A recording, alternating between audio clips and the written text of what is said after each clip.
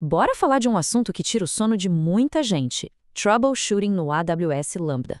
Sabe aqueles erros que aparecem do nada e travam todo um deploy? Pois é, a ideia aqui é transformar essa frustração em conhecimento e finalmente decifrar o que essas mensagens de erro realmente querem dizer.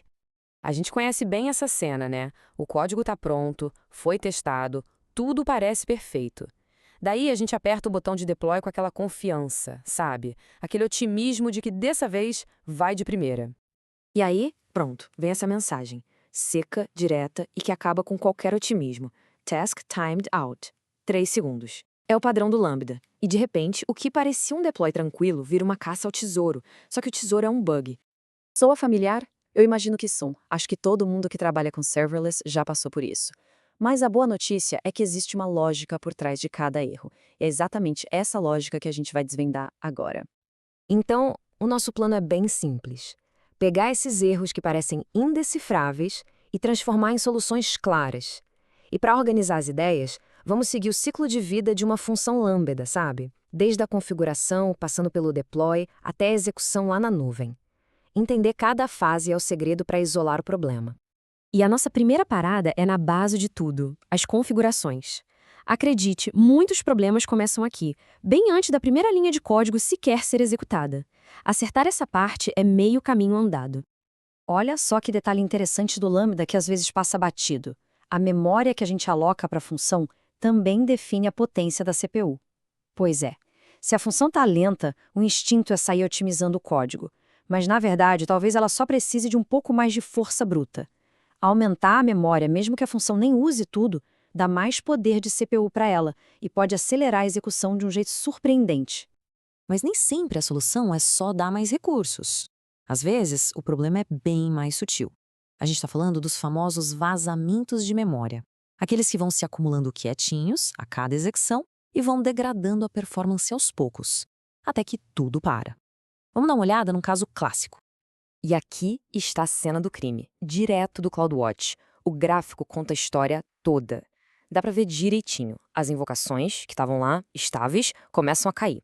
Ao mesmo tempo, a duração de cada uma delas dispara, saindo de milissegundos para segundos. E claro, os erros começam a pipocar. Essa é a assinatura visual clássica de um vazamento de memória. Para ter certeza do diagnóstico, o próximo passo é ir para os logs. Uma consulta simples no CloudWatch Logs Insight, filtrando só as mensagens de erro, já mostra a causa raiz. E tá lá, preto no branco, Task Timed Out. A função está demorando tanto que o próprio Lambda desiste dela. E o culpado de tudo isso? Uma única linha de código. Um simples array global declarado fora do handler principal. A cada execução quente, quando o Lambda reutiliza o ambiente, mais e mais dados são jogados nesse array, que nunca é limpo. A memória vai acabando, a performance despenca e os timeouts aparecem. É incrível como algo tão pequeno pode causar um estrago tão grande, né? Beleza, com a configuração em ordem, vamos para a próxima fase, o lançamento. É aqui que acontecem os erros que impedem o código de ser implantado ou de ser encontrado pelo ambiente de execução. Ah, esse aqui é um clássico. Cannot find module. Essa mensagem aparece quando o Lambda sabe que tem que executar alguma coisa, mas por algum motivo ele não consegue achar o ponto de entrada no código. A chave para resolver isso está no handler. Pensa nele como se fosse o endereço exato da sua função.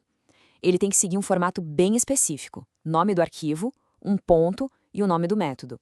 Por exemplo, se o seu arquivo é index.js e a função se chama handler, a configuração precisa ser exatamente index.handler. Qualquer coisinha diferente disso, o Lambda se perde. E além do handler, tem outros detalhes que podem travar o deploy. É sempre bom checar as permissões dos arquivos. Se o Lambda não conseguir ler o código, nada vai funcionar.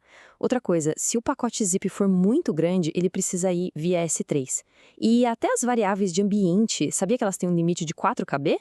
São umas verificações pequenas, mas que economizam horas de dor de cabeça. Muito bem, chegamos na fase final, a execução. O código está no ar, está configurado certinho, e agora ele começa a processar eventos de verdade. E é aqui que os quebra-cabeças mais interessantes costumam aparecer. Um dos problemas mais chatos de depurar, principalmente em Node.js, é quando o código assíncrono não se comporta como deveria. Se o handler da função termina antes de uma operação assíncrona acabar, o resultado dessa operação pode simplesmente vazar para a próxima operação da função. Isso causa uns resultados bem bizarros e até falhas de segurança. E este slide mostra perfeitamente o problema e a solução. Do lado esquerdo está o código problemático. A função principal termina, mas tem uma operação assíncrona continuando ali, em segundo plano. O resultado dela acaba aparecendo nos logs da próxima execução. Imagina o pesadelo que é para depurar isso. Já do lado direito está a solução. Usando async await, a gente força a função a esperar a tarefa terminar. Assim, cada execução fica isolada e previsível. E por falar em problemas de execução, não podia faltar o famoso loop infinito. Este diagrama mostra um padrão clássico.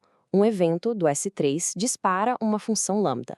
A função processa o arquivo e salva ele de volta no mesmo bucket S3.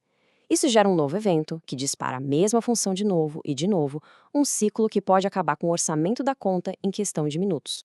Se isso acontecer, tem que agir rápido. O primeiro passo é o freio de emergência.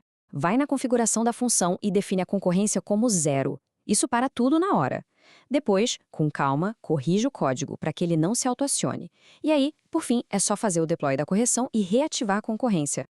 E esse é o retrato de um sistema sobrecarregado, seja por um loop ou por funções muito lentas. A relação de causa e consequência aqui é claríssima. Olha só, no gráfico de baixo, as execuções simultâneas batem no teto, no limite máximo da conta. Como resultado direto no gráfico de cima, o Lambda começa a recusar novas invocações. É o famoso throttling, é basicamente o sistema dizendo, chega, não aguento mais. Bom, até agora a gente falou muito de reagir a problemas, de apagar incêndios. Mas agora vamos virar a chave. Que tal a gente pensar em como evitar que os incêndios comecem? Essa é a mentalidade de troubleshooting proativo. Então, como é que a gente constrói essa rede de segurança para as nossas funções? Primeiro, testar com dados realistas e grandes para achar os gargalos antes deles irem para a produção. Segundo, sempre prever que serviços externos podem falhar, para sua função não quebrar junto. Terceiro, criar alarmes para ficar de olho na concorrência e no throttling. E por último, uma dica de ouro para o S3, usar prefixos ou pastas diferentes para entrada e saída de arquivos. Isso já evita um monte de loop acidental. São práticas pequenas, mas que fazem uma diferença enorme. E para a gente fechar, fica aqui uma reflexão: qual seria a única mudança, talvez pequena, que daria para fazer no fluxo de desenvolvimento hoje, para construir funções Lambda muito mais resilientes amanhã? Adotar essa mentalidade é o que separa quem só apaga incêndios de quem constrói sistemas que de fato não pegam fogo.